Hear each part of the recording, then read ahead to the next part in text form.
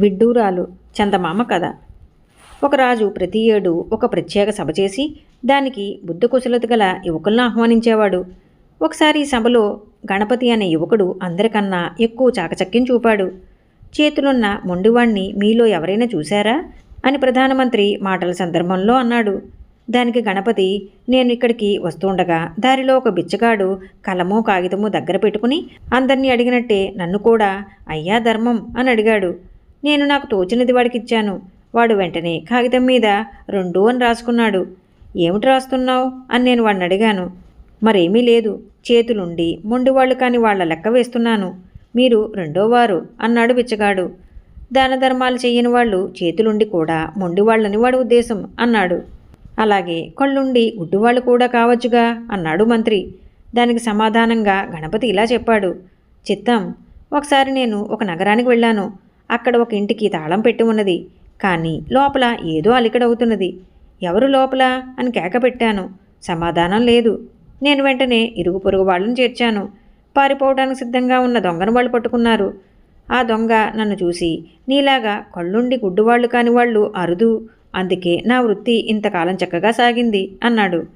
ఇల్లు తాళం పెట్టి ఉండడం చూసి కూడా లోపల అలికిని పట్టించుకోని వాళ్ళంతా కళ్ళుండి గుడ్డివాళ్లే అనుకోవాలి. అలా అయితే 4 ఉండి కూడా మగవాళ్ళెవరంటావు అని మంత్రి మళ్ళీ అడిగాడు. దానికి గణపతి, నేనొకసారి మా ఊళ్ళో ఒక ధనికుడి వద్ద చిన్న మొత్తం అప్పు చేయవలసి వచ్చింది. వడ్డీ ప్రస్తావన వచ్చి ఆయన నాతో 4 ఉండి కూడా మగవాళ్ళైన వారికి రూపాయికు నెలకు పావలా వడ్డీ, అలా కాని వారికి వడ్డీ లేదు అన్నాడు. అంటే ఏమిటని అడిగాను. అప్పు తీసుకుని ఇస్తామన్న గడువుకు ఇయ్యక అందుకుగాను ఏవో అబద్ధాలు చెప్పేవాళ్ళు, అబద్ధాలు కారణంగా చెప్పి అప్పు అడిగేవాళ్ళు 4 ఉండి కూడా మోగవాళ్లేనని ఆయన అన్నాడు. చెప్పకుండా పోయేది, చెప్పకుండా వచ్చేది చావుగాక మరేదైనా ఉన్నదా అని మంత్రి అందరినీ అడిగాడు. దానికి ఎవరూ సమాధానం చెప్పకపోయేసరికి గణపతి ఇలా అన్నాడు. యవ్వనం చెప్పకుండా వెళ్ళిపోతుంది కనుక జాగ్రత్తగా ఉండాలని, చెప్పకుండా వచ్చే అదృష్టాన్ని నమ్ముకుని భ్రష్టు కారాదని మా తాత తరచూ అనేవాడు. అనేకసార్లు చచ్చేవాళ్ళు ఉంటారా అని మంత్రి అడిగాడు. దానికి కూడా గణపతే సమాధానం చెప్పాడు. నేను ఈ నగరంలో ప్రవేశించి ఒక ఇంటి అరుగు మీద ఏడుస్తూ కూర్చుని ఉన్న ఒక మనిషిని చూసి, ఎందుకమ్మా ఏడుస్తున్నావు అని అడిగాను.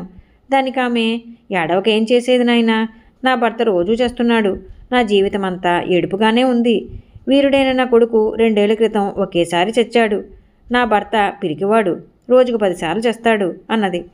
గణపతిని కొలువులో చేర్చుకోవచ్చునని ప్రధానమంత్రి రాజుకు సలహా ఇచ్చాడు. గణపతికి ఉద్యోగం దొరికింది. ఈ కథ మీకు నచ్చినట్లయితే లైక్ చేయండి, షేర్ చేయండి. మరిన్ని మంచి కథల కోసం మా సంపత్ ఛానల్ని సబ్స్క్రైబ్ చేసుకోండి.